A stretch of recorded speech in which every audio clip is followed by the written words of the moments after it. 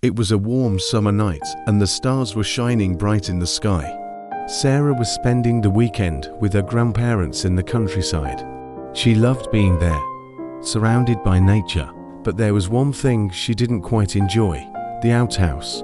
Sarah's grandparents had an outhouse in their backyard, and it was the only option for a late-night bathroom break. Sarah had never been a fan of it, but tonight she couldn't hold it any longer. She reluctantly grabbed a flashlight and made her way to the outhouse. The path was dimly lit, and the rustling of leaves and branches made Sarah feel uneasy. She quickened her pace, and soon she arrived at the outhouse. She opened the door and shone her flashlight inside. The smell was unpleasant, but Sarah took a deep breath and stepped inside. As she sat down on the cold wooden seat, she couldn't help but feel a little scared.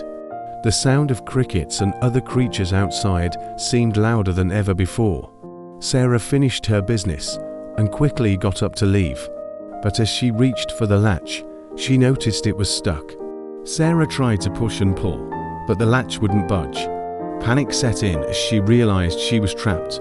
She banged on the door, hoping someone would hear her, but it was no use.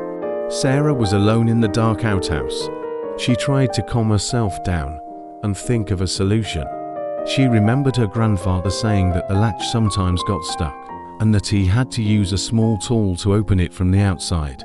Sarah looked around and found a rusty nail on the floor.